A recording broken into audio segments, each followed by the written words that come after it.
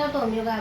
ညီမကိုမမဒီမှာညီမတို့ရဲ့မွတ်စလင်လူမျိုးဖြစ်တဲ့အတွက်မှာအများကိုလိမ့်ပိုင်းနှိမ့်ဆက်တဲ့အစိုးရရောဒီမိုကရေစီအစိုးရရောပြောလို့ရှိရင်နေတပ်ဖွဲ့ရောအကလုံးပေါင်းပြီးတော့မိန်းကလေးတွေကို brain ကျင့်တယ်။ရောကလေးတွေတွေကိုမီးရှို့တတ်ဖြစ်တယ်။လူတွေကိုရေထဲကိုနှစ်ပစ်ချတယ်ကလေးတွေကိုမီးရှို့တယ်ဒါနဲ့လက်ပင်ကြီးတယ်ခုတ်တယ်တတ်တယ်မိန်းကလေးတွေ brain ကျင့်။ဒါကြောင့်ညီမတို့ကိုယ်နိုင်ငံမှာကိုမနေရပဲအပြင်နိုင်ငံကိုသူတို့မတရားနဲ့ထုံမှုနဲ့နေထုတ်လိုက်တယ်ညီမတို့အများတို့ပြောမယ်နိုင်ငံမှာနေလို့မရအောင်အမျိုးမျိုးဒုက္ခပေးပြီးငါတို့ကိုနေထုတ်တယ်နိုင်ငံကနေညီမတို့နေလို့မရတော့ညီမတို့တေးတယ်ဟိုလေနဲ့ထွဲသွားနေတယ်လို့သွားကြတယ်သွားပြီးတော့လေ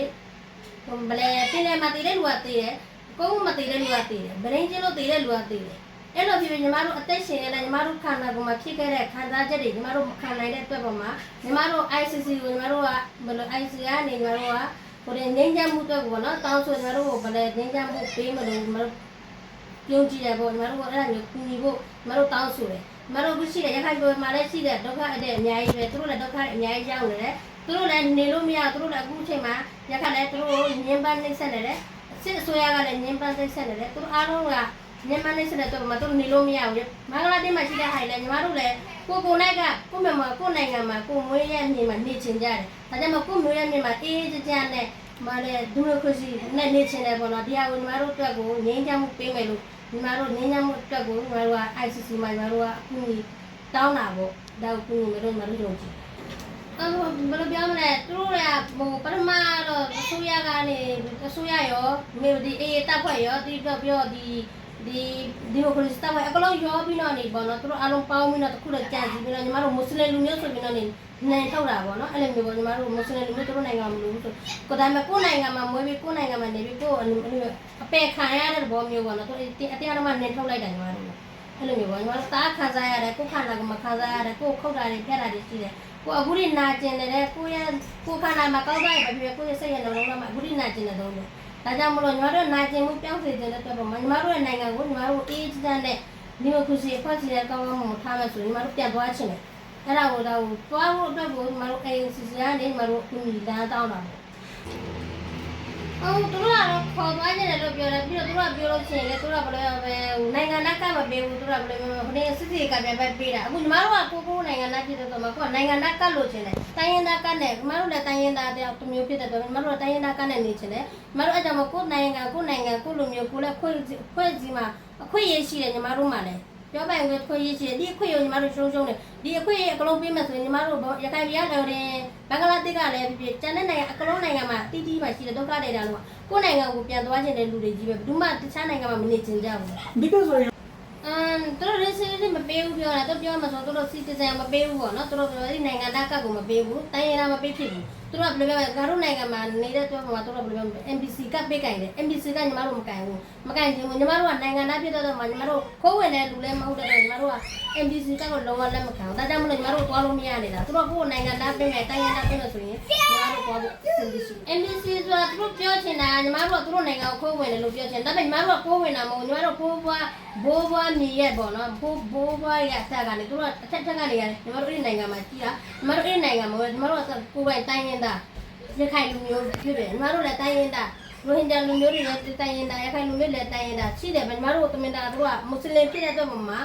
သူတို့ကညီမတို့ကိုပယ်ချတာပေါ့နော်သူတို့ကဘလို့ခိုးဝင်တဲ့ဘင်္ဂလားလူမျိုးတွေသူတို့ဖယ်ချဒါပေမဲ့ညီမတို့ခိုးဝင်တဲ့ဘင်္ဂလားလည်းမဟုတ်တယ်လို့မျိုးညီမတို့ခိုးဝင်တဲ့တခြားဘာသာမျိုးလည်းမဟုတ်ဘူး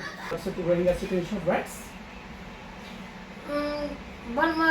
ပြောတာဆိုရအောင်လည်းမယုံသူတို့တစ်ချက်အခုတပြောတယ်နောက်တမျိုးပြောသူတို့ခေါ်ရမယ်လို့ပြောတယ်ပြီးလို့ရှိရင်သူတို့စစ်တယ်မပေးဘူးသူတို့ပြောနိုင်ငံသားမပေးဘူးဒါပေမဲ့မြန်မာအစိုးရရောဟိုစစ်တပ်ကရောပြီးတော့ဒီလိုရီဆော့တက်အားရရောပြောလို့ရှိရင်အေးရောပေါင်းပြီးတော့သူတို့တွေဒီလိုမျိုး brain တွေကြည့်တယ်သူတို့အမျိုးမျိုးဒုက္ခပေးတဲ့အတွက်မှာညီမတို့ကိုဘယ်လိုမျိုးတရားမျှတမှုတော့ဒီမှာ ICC ကိုဘယ်လိုပြောမလဲဟိုတိုင်ကြတာပေါ့နော် ICC ကနေညီမတို့ကတောင်းဆိုတယ်ညီမတို့ရဲ့ငြိမ်းချမ်းမှုတွေမှာတရားမျှတမှုယူပေးမယ်လို့ညီမတို့မျှော်လင့်တယ်ညီမတို့ငြိမ်းချမ်းမှုတော့ညီမတို့ဒီတိုင်းဆိုညီမတို့ပေါ်လို့မရဘူးညီမတို့ဒီနိုင်ငံကနေညီမတို့လုံးဝပေါ်လို့ဒီနိုင်ငံဝင်လို့မရဘာလို့မရဆိုသူတို့ကတစ်ချက်ပြောတာကဘယ်လိုပြောမလဲအေးပေးမယ်အကုန်လုံးပေးမယ်ပြောပြီးသူတို့ခေါ်သွားတယ်ဟိုပထမတစ်ခါကသူတို့၄-၅ရက်ဝင်သွားသေးတယ်ဟိုအယောက်20စိတ်တော့ဝင်သွားတာဟာသူတို့အဲ့လိုမျိုးခေါ်သွားပြီးတော့နေသူတို့ကဖမ်းချုပ်ပြီးသူတို့တေးတတ်တာသူတို့မီးရှို့တတ်တယ်မိန်းကလေးတွေဆို brain ကျင်းတယ်သူတို့ပြီးလို့ရှိရင်သူစစ်တဲ့ array ပေးမယ်ဆိုတော့နေ MC ကပ်ပေးကြတယ်ပေါ့နော် MC ပဲပြင်အဲ့ဒါမကန်ဘူးဆိုလို့ရှိရင်တို့ကမီးချိုတော့ခိုးဝင်တယ်ဆိုပြီးတော့နေပေါ့နော်အရင်တော့ညီမတို့မှာမိဘတွေမှာအကလုံးမှာဒီလိုမျိုးထောက်ရအကလုံးရှိတယ်နိုင်ငံသားကတည်းအကလုံးရှိတယ်ညီမတိုင်းရတာကအကလုံးရှိတယ်တို့အကလုံးကဘယ်လိုပြောမလဲညီမတို့ကတို့ကတောင်းယူတယ်ပေါ့နော်ပြီးတော့ငါတို့စစ်ဆေးရဆိုပြီးတောင်းပြီးတို့အဲ့လိုတိန်လိုက်တိန်သွားတော့ညီမတို့ဒီလိုမျိုးဒုက္ခတွေပေးတဲ့အတွက်ပေါ်မှာညီမတို့တို့အញ្ញမ်းနှိမ့်ဆက်တယ်